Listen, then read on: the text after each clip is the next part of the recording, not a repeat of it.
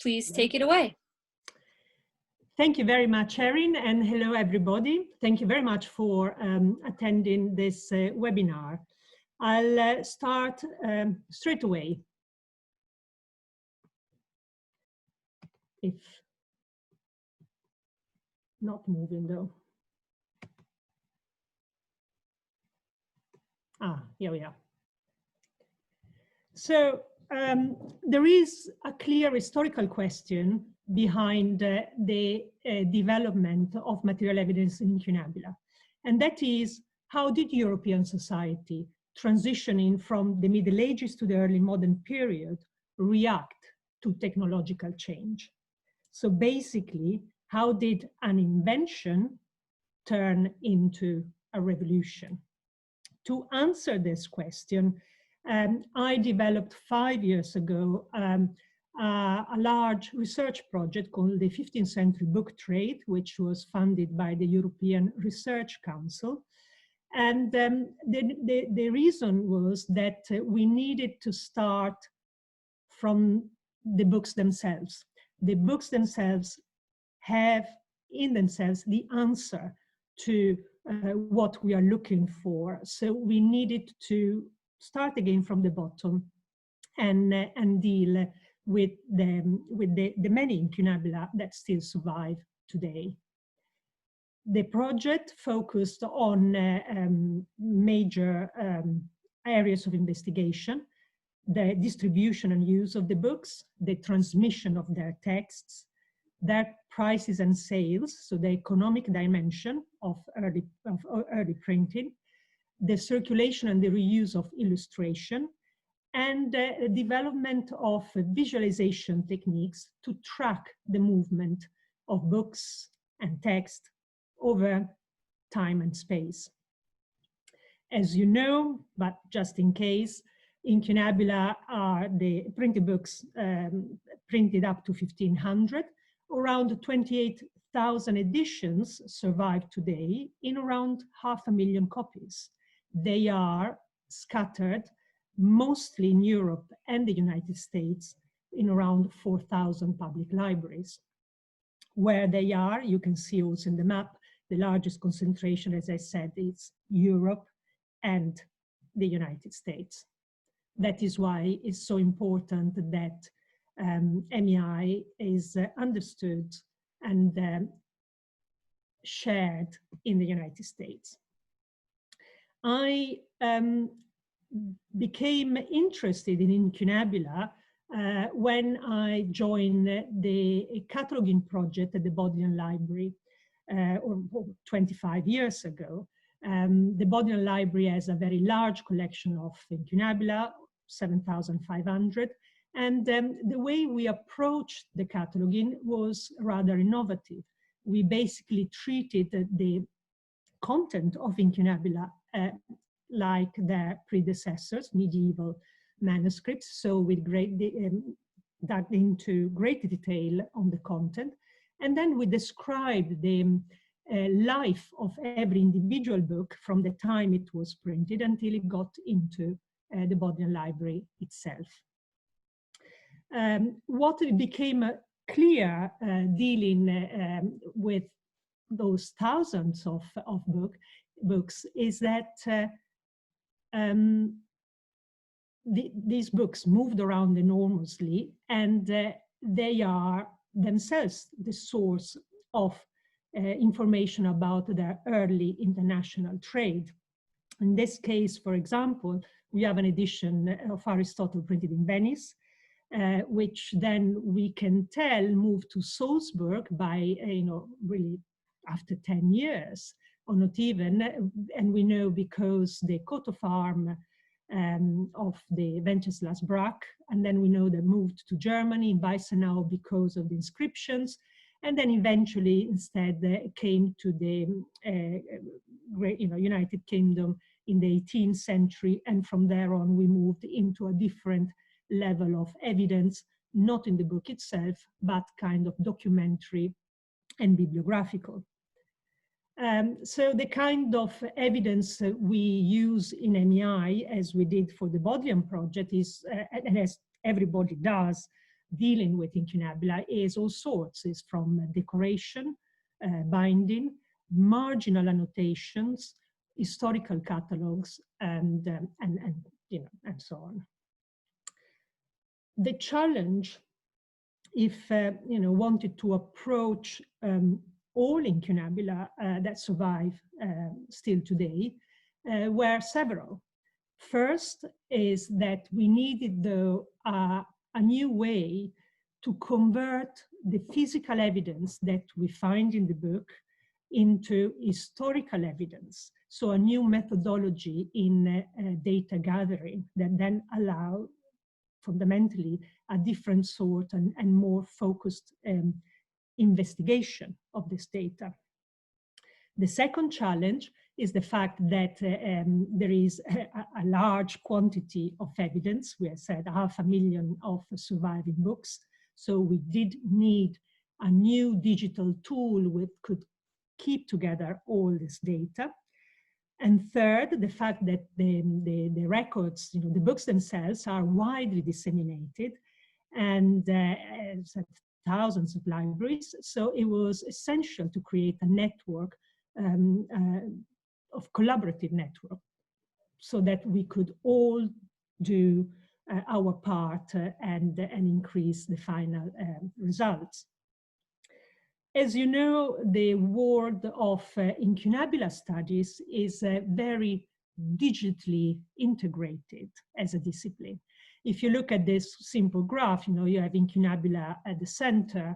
So if you need to, you know, you need the information about their bibliographical or imprint information, you go, of course, in the Incunabula short title catalog, which is comprehensive and gives you all of that, including the list of surviving copies. Information about the typography specifically is instead the domain of the Gesamtkatalog, the Wigendrucke, which provides exactly that, including collations, color printing, and various other aspects.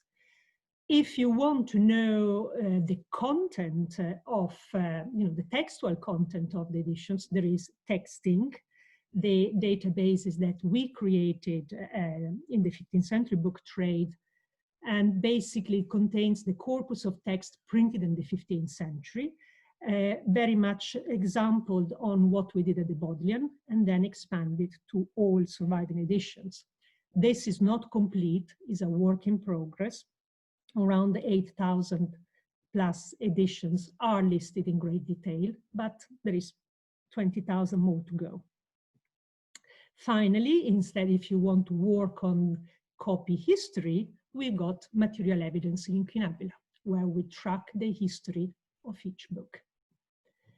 Finally, if you want to know about the illustration inside the editions, we have now 15th century illustration, another database that we created as part of the 15th century book trade, which is a combination of image search and text search. You can read about this and other databases we created on our website. I also mentioned the visualization of MEI and TEXT-inc data. I will be explaining how this works during the course of this presentation, and so on. So the fundamental change in methodology comes from this realization that where the book was printed and where the book is today tells us very little of where that book has been during the 500 years of its existence. Books moved extensively over the 500-year period. Therefore, there was a need, we needed to change our perspective. Libraries, as you know, cataloging of provenance, where you gather this kind of information, sits in a single entry in our paper or electronic catalogs. But libraries are static entities. Books are dynamic. We know books go in and out of various libraries. Therefore, we needed to develop a dynamic concept of provenance description to associate to that more traditional, that list provenance places by provenances by name of place or owner. We have done this very simply in MEI by tagging geographically and chronologically each provenance element.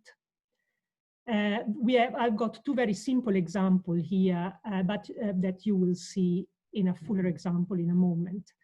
In the upper strip, we have a case where we assign a provenance to Lambeth Palace and specific period, and also we give it the geo-coordinates. The lower strip, you will see that we do the same. We provide the geo-coordinates of at least area and the time period. Excuse me, just a moment, please.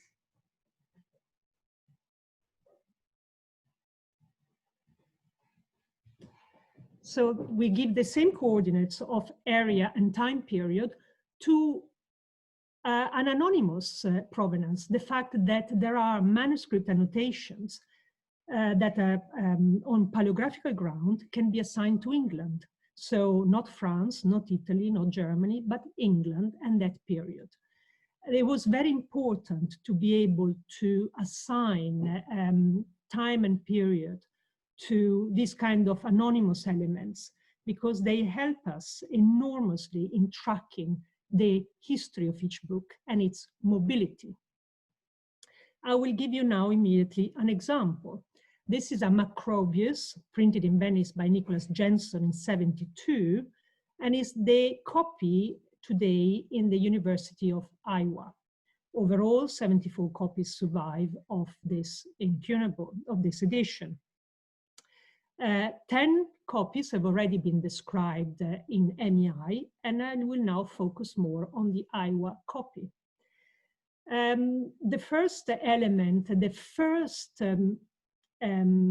movement that we can track since leaving the press in Venice is this inscription of the Italian humanist Aulo Giano Parrasio, who says in detail when he got the book.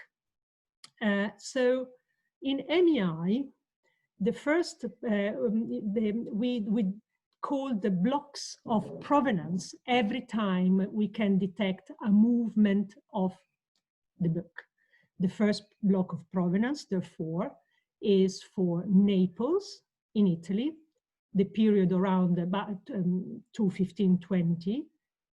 And we know the ownership is Parrasio, and we know it because of the inscription. In the entry, we also describe the extensive manuscript annotation that he left in the book. There are corrections, extraction of keywords, collation against other manuscripts. These are all found in practically every page of the Incunabula. What happened then? When Parrasio dies, he leaves his book to Antonio Seripando, and we know this luckily for another inscription, you see, ex testamento. Therefore, the book changes hand. The second block of provenance will still be Naples and Italy, but the dates are different because now it gives the dates when this book was in the hands of Seripando. We know and we say that the immediate acquisition is bequest. When Seripando dies, he leaves it to his brother, and his brother leaves it to the Augustinians of San Giovanni a Carbonara, this fabulous complex, monastic complex in Naples. Now, the book should have stayed there until at least the 19th century, the time of the secularization of Italian monastic libraries. But something happens.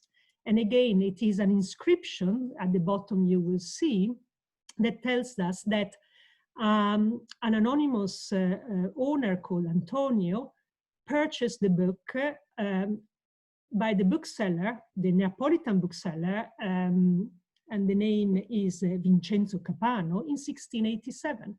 So for some reason, the book leaves the monastery and is placed on sale. At this point, of course, the book hits the international antiquarian trade. And in fact, the next step, we find it in the UK, in the collection of Michael Woodall. At his sale, finally, the book crosses the ocean. It's probably purchased by Madison Grant in New York, and from there, not really clear how, then goes to Iowa City, where it is today. If you click on Michael Woodall, you will see that basically all the various owners are highlighted, are linkable. And that brings us to a satellite database of MEI called Owners of Incunabula, where we gather all the information about owners, private and institutional. Here you see the information that we have about the life of Woodall, more important about his library and his sales. The activity always gives us the chronological and temporal bearings that we use for then creating the visualizations. Most important, we always have a list of the incunables that have been identified to have belonged to the owner, in this case 130 of them. By clicking all the copies, you are sent back to MEI, where in the right-hand facet by holding institution, you immediately have an understanding of the dispersal of the collection, in this case Woodall collection, and how various libraries are contributing to its reconstruction. So from the 48 editions in Bodley, 36 in Cambridge, then Harvard, then Princeton, then Berkeley, then London, and then The Hague, and Iowa, and Edinburgh, Ravenna, and so on.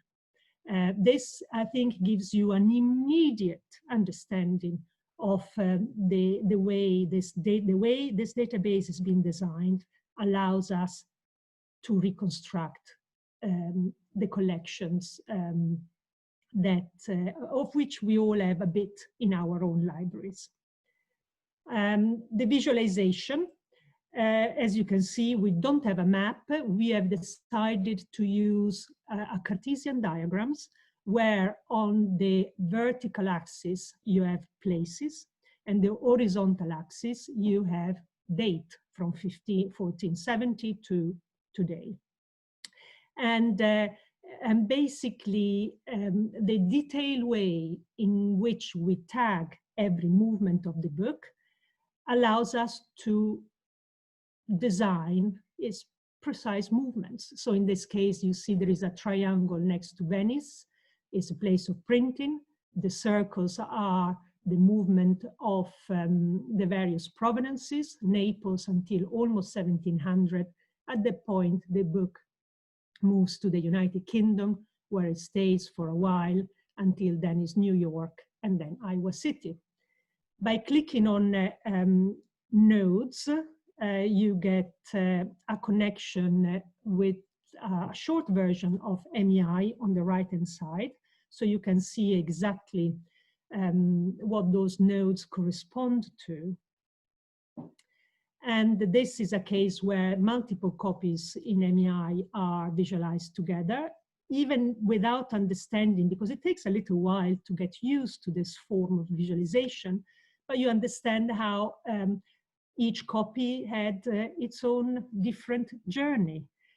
For example, this is the copy in Harvard today, which stayed in Italy, also in this early 16th century. We really don't know much until around the 1900, when it appeared in a book sale in Zurich, and then from there moved to the United States.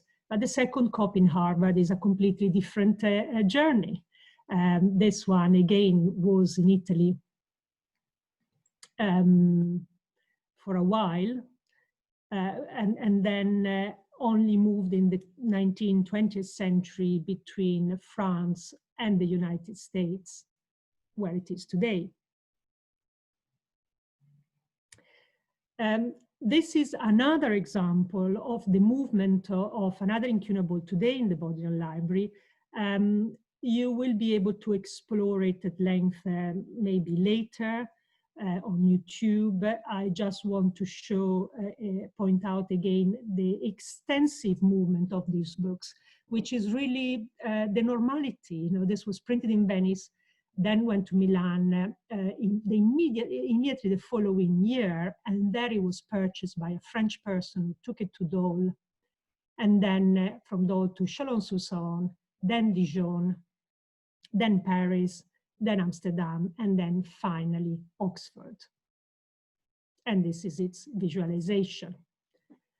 As I mentioned, there are a number of satellite databases that make the life of MEI catalogers easy, because they feed data that can be retrieved very easily.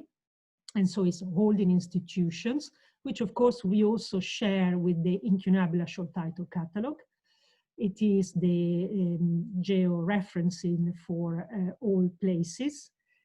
ISTC itself, from which MEI captures the bibliographical information so that we can concentrate on the copy specific, and the owners of Incunabula. Some numbers. I put MEI started in 2010, so it's 10 years this year. But I put in the statistic that really the difference between 2014, when we started with the ERC project, and today.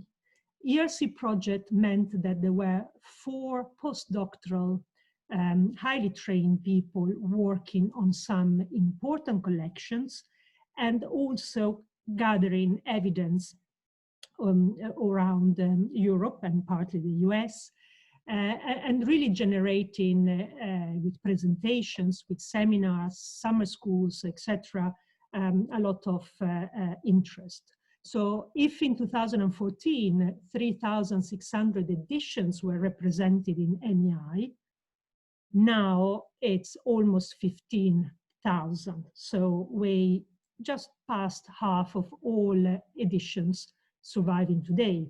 And they, of course, are present in multiple copies. 6,500 in 2014, over 50,000 today.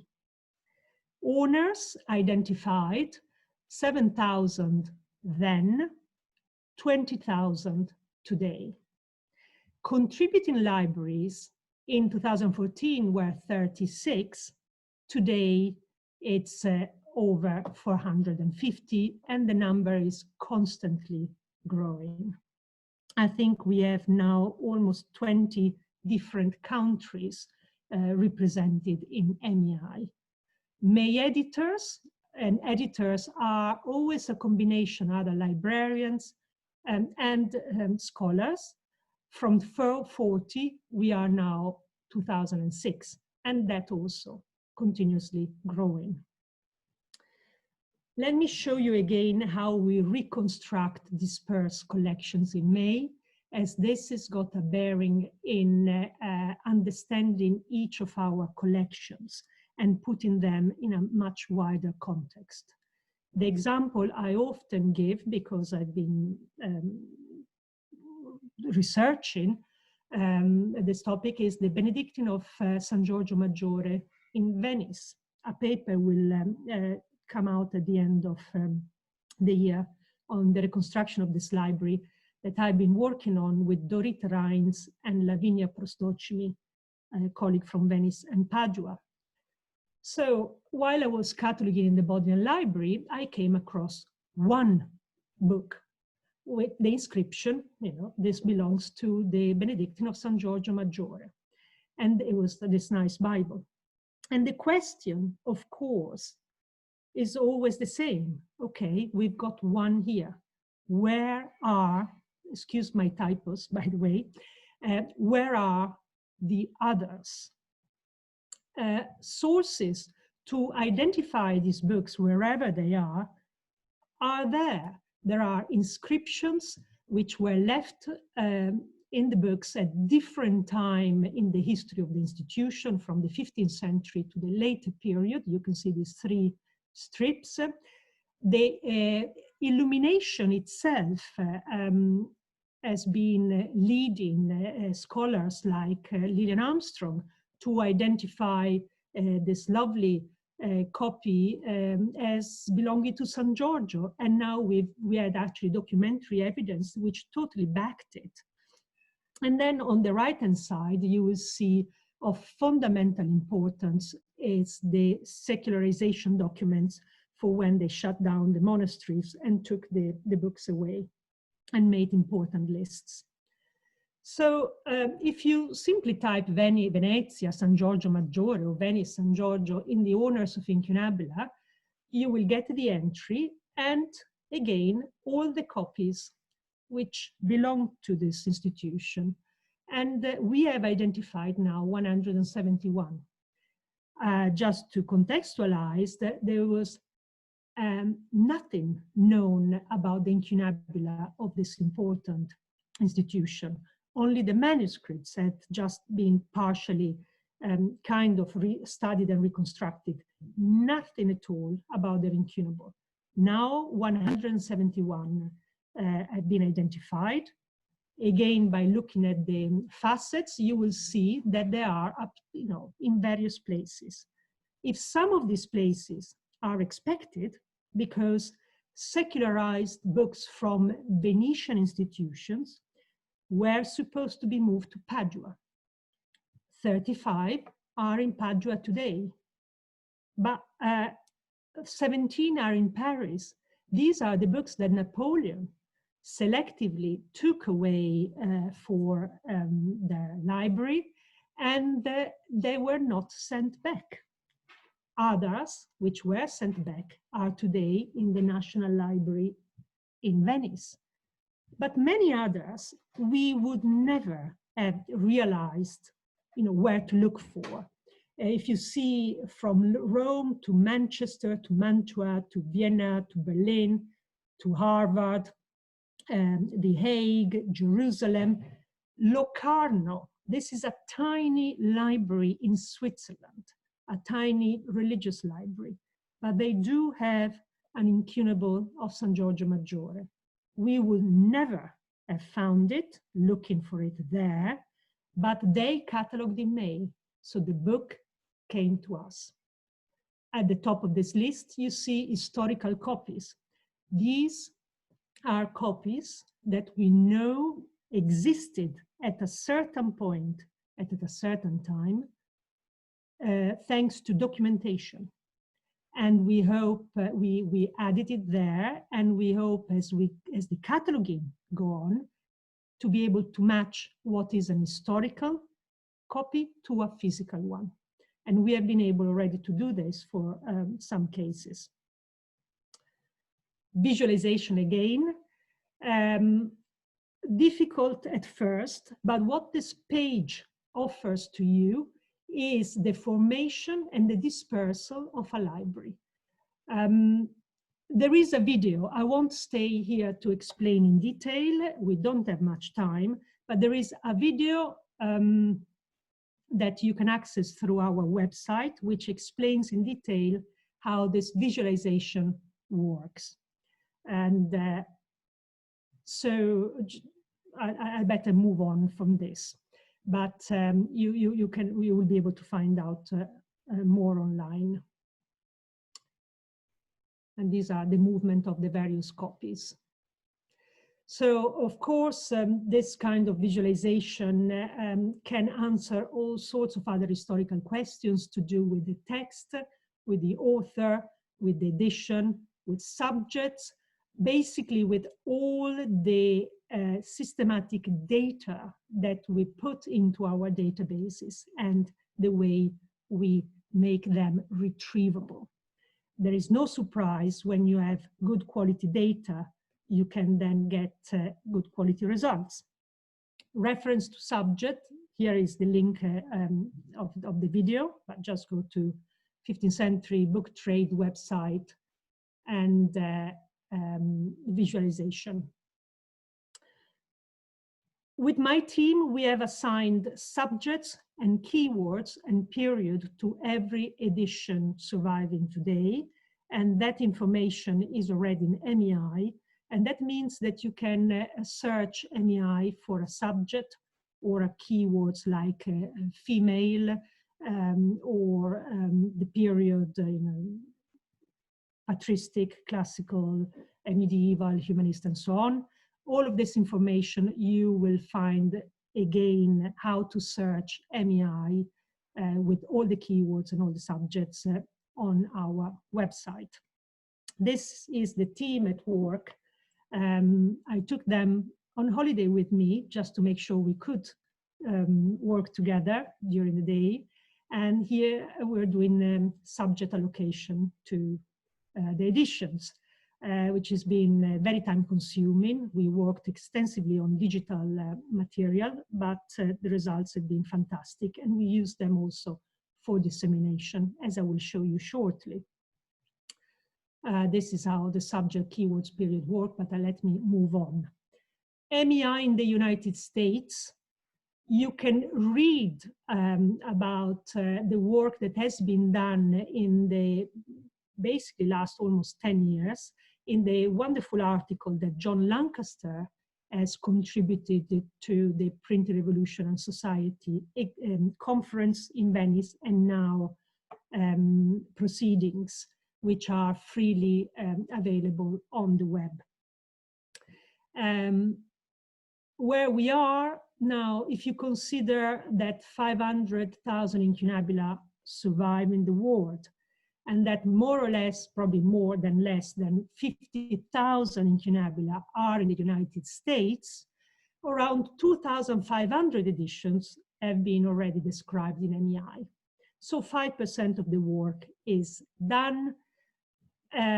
Contributed libraries, thanks particularly, of course, to the indefatigable John Lancaster, have been Houghton, Princeton, Huntington, Yale, Berkeley, Columbia, Wellesley, Iowa, Morgan, Gloria, etc. There are others. You can find the full list in the CERL web pages dedicated to MEI, where I keep all the name of the libraries and the contributors up to date. The last collection we are working on is the Folger. This is an electronic upload in progress at the moment.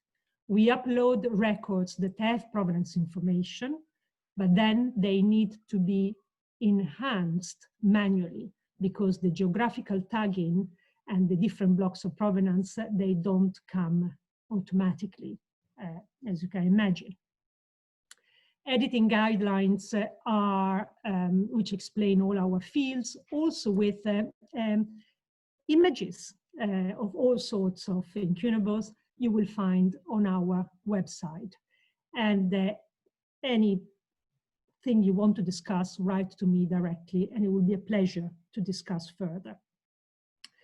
I would like now to take the opportunity to explore how we have been communicating the research results, and in the process really trying to change the public opinion on this kind of material that in the past has been perceived sometimes as a bit elitist and very niche because of their content.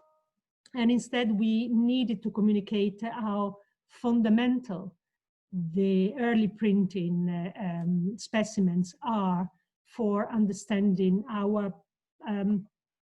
life, really, the, the evolution, civilization.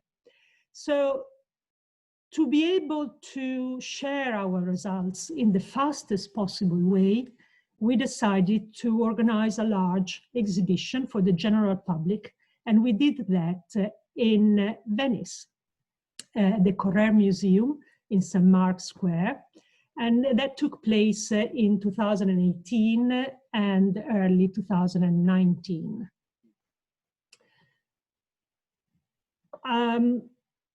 We made clear immediately what we were doing, explain what we, who we are.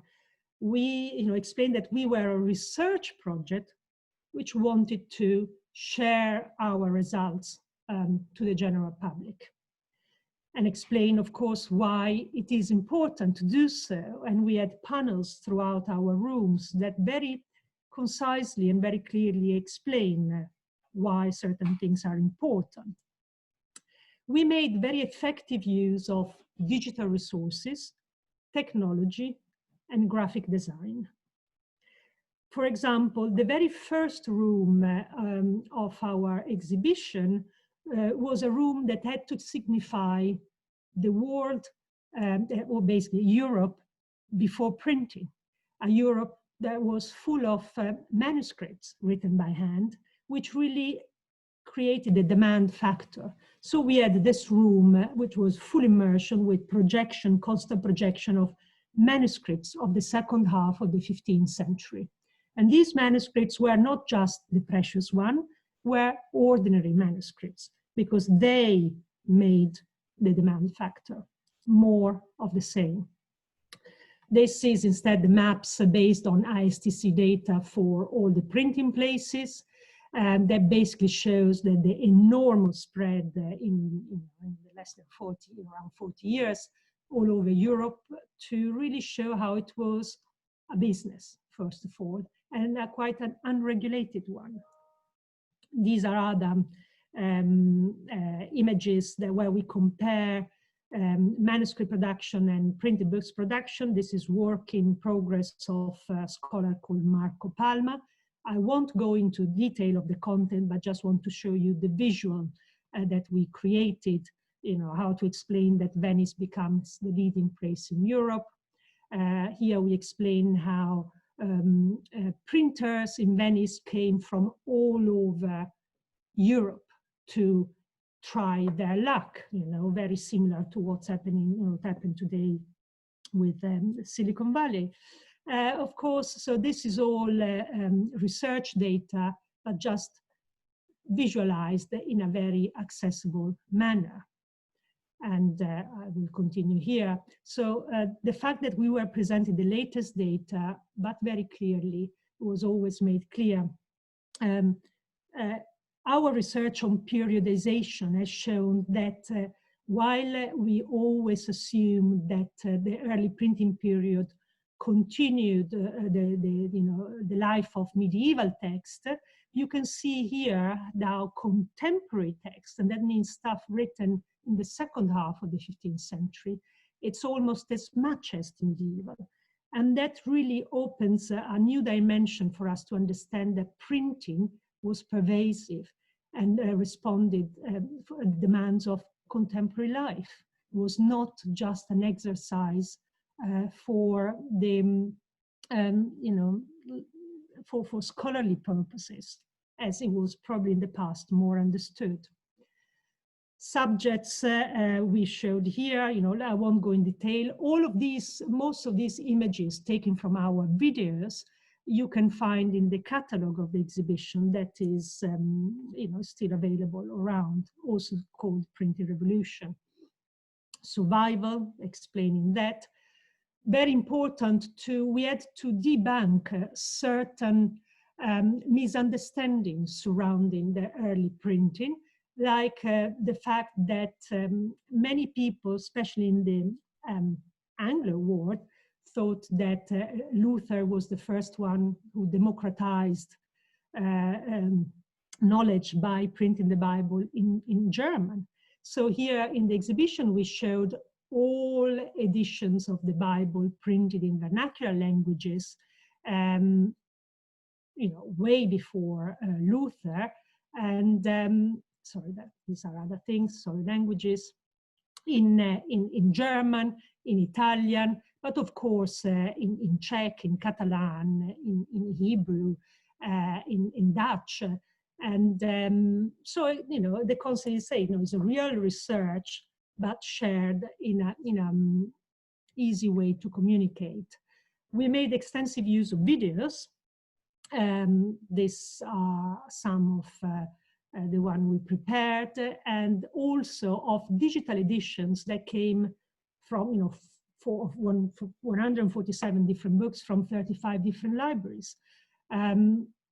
We would not have been able to do an exhibition with the real books, but more important than that, by enhancing the imaging and interacting with the images, we were able to have a much more effective communication. This also is the way we dealt with the location of the printers in Venice. Other maps, we also showed, of course, real Incunabula from the Venice collections.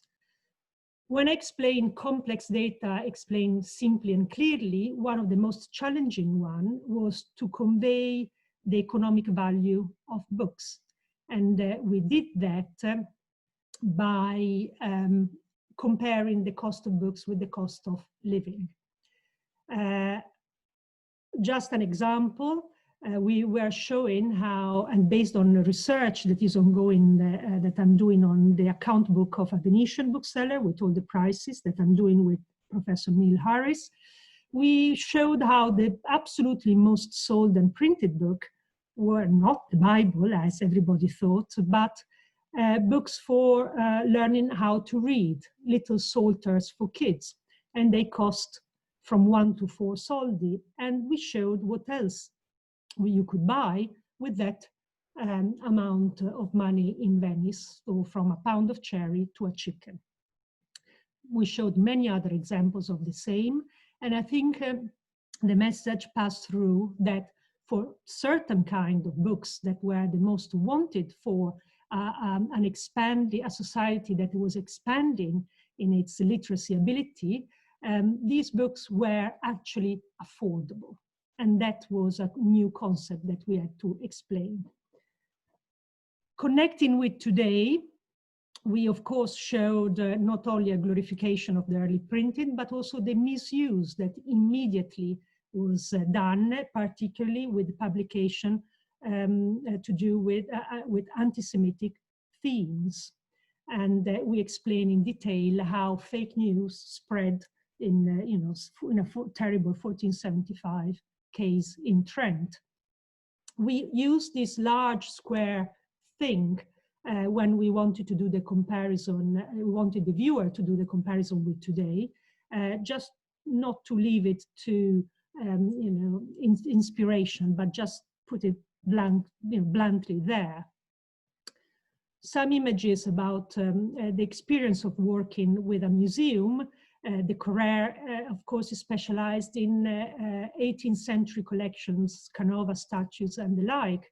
So we had to do some major turning around and movement of objects. The experience of working with professionals outside academia has been fabulous. This was our team with the architect and the graphic designers and the video makers. And we worked wonderfully together. And just to finish, some images of how we transformed the space of the CORRER. This is one room before our exhibition, and how we converted it with our full immersions images of manuscripts. This was another room, an historic collection, which we transformed by putting long 4 meters videos into the exhibiting central parts, which were very effective. This is another room called of the parrucconi, the big wigs, which we gathered there many of the videos on various themes, like the church, women, international trade, and so on. Another room was turned into explaining how we do what we do.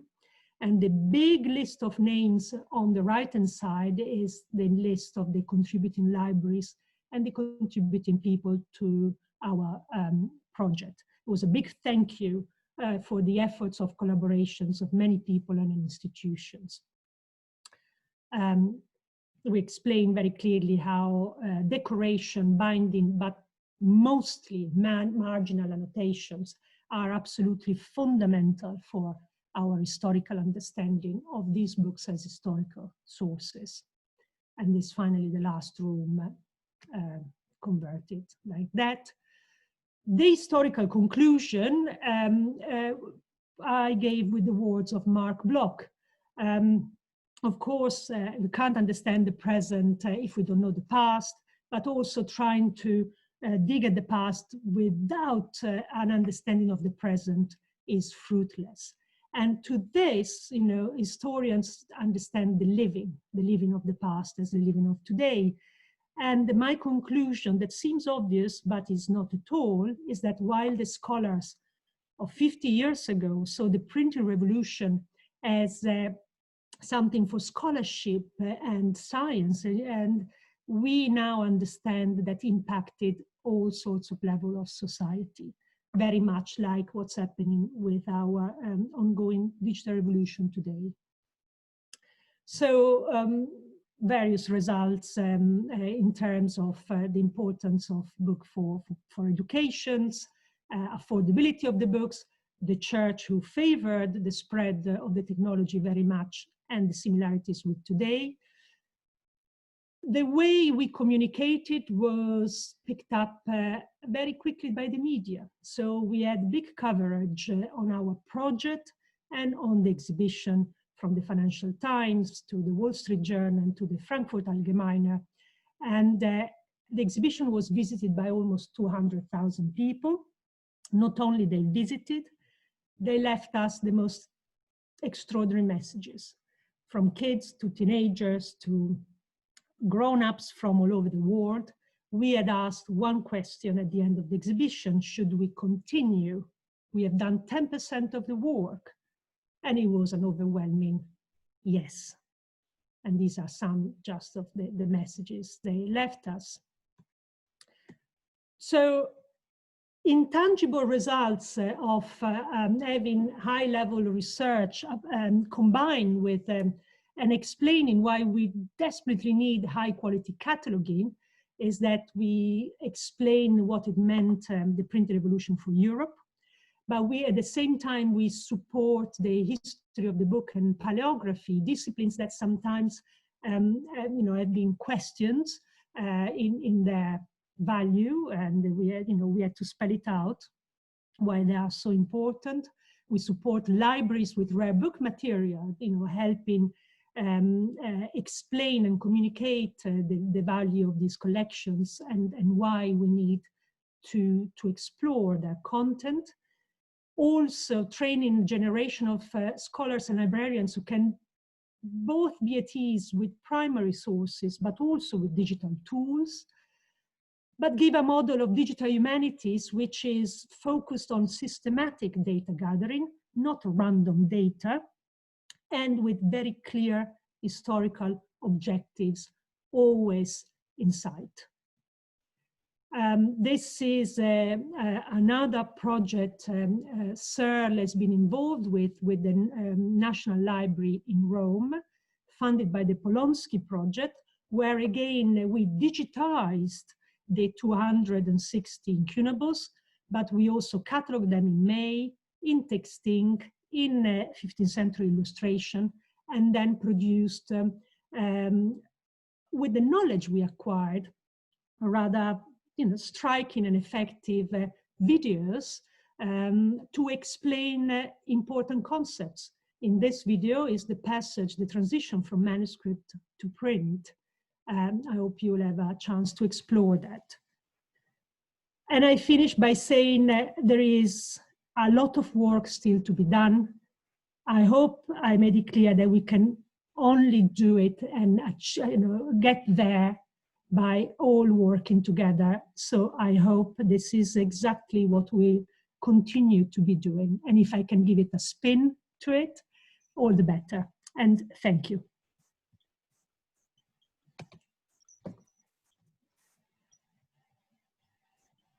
Thanks, Christina. It looks like we have one question open from Greg Guderian. On the visualization, are the other incunabula are in gray. Are those linked to relevant entries? In which visualization, on the visualization are in gray? I don't remember the image.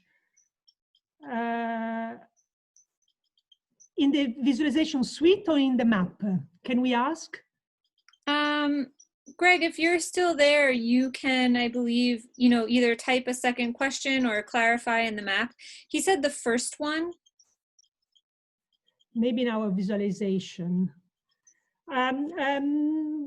You can share your screen again, Christina, and maybe go back to that slide. Definitely. Let me just go there.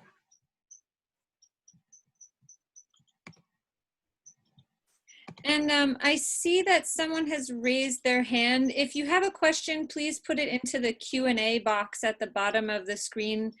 We're not having people participating in the webinar able to speak, just for quality control in the recording. I'm sorry, I'm not really able to go back there.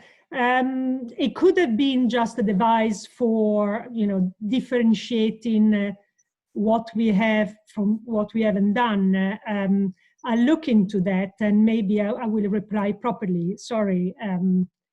I think I will make a muddle if I go back to the screen. And there was another question from Stephen Tabor. Where can we find the 15th century book trade illustration database and the 15th century book trade graphics? I shared a link in the question box, and I'll also share it in the chat now, to the illustration database, but I couldn't find one for the graphics. So the graphic used to be from the visualization page of the 15th century book trade. From that website, we have access to the databases. I have to say that at the moment, the visualization suite is not working because we need to recalibrate. There's been an upgrade in the server of MEI, which requires a re-registering to capture those data in the visualization. And until we have done that, it's not showing. I think it's very small, but the reality is that the engineer who developed the visualization left Oxford to work in business, in the industry. And so we are at the moment orphan of somebody who is taking care of that, unfortunately. But we hope to be able to fix it soon. So does anyone else have any more questions for Christina to enter into the Q&A? This one is from Helena de Lemos. She works at a very small college in Los Angeles, and she has very few incunabula. Can she contribute to the project? Oh, absolutely. If you look at the list of libraries in MEI, you will see some very large one, but also tiny one. Parish churches or small libraries with 1 or 2 incunables, and indeed private individuals who wrote to us after reading in the paper, say, oh, I've got one. And so what we do in those cases, instead of maybe training a librarian to do the cataloging themselves, we ask if they want to do, that can be done. But otherwise, to send us information and pictures, and then we can do the cataloging for them. So that is also the case when sometimes a cataloger is not able, does not have all the skills required to deal with these clues. But we have a very, very strong network of MEI editors spread around the US and Europe, and we have our own circulation list. And so very effectively, we circulate the images and find results. And that is very important because it's of great support, particularly to smaller collections. There's another question here from Claire Woods about the platform. Is the platform you're using for the database and for visualizations completely custom built? So the MEI database is it uses absolutely open access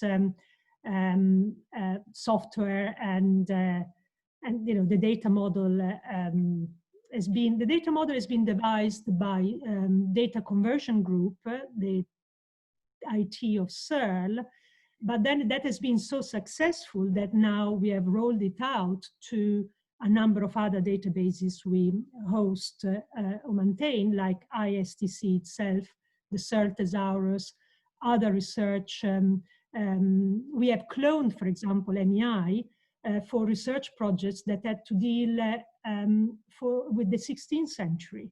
And that means that the data, provenance data, is all in common. And for the visualization, what did we use? That I think we used software that was available and then was partly customized. For the visualization, I have a bit less information. There is something written already online. Otherwise, I can see if I have more. But the important thing there is the hard work is in the data gathering and data tagging. How then you visualize the data can be in a number of ways.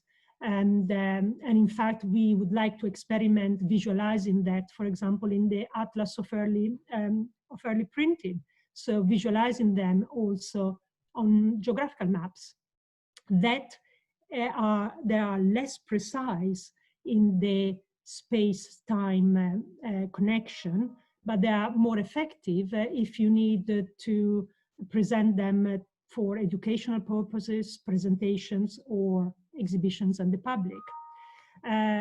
So the core is the data and how you structure it. Then you can apply it to multiple ways of display it. Well, I think that's the last question. Thank you so much, Christina. This has been really a great and very informative session. I know a lot more about MEI now. And I think anyone can be in touch with you with any further questions, and stay tuned to our YouTube channel for the recording of this video.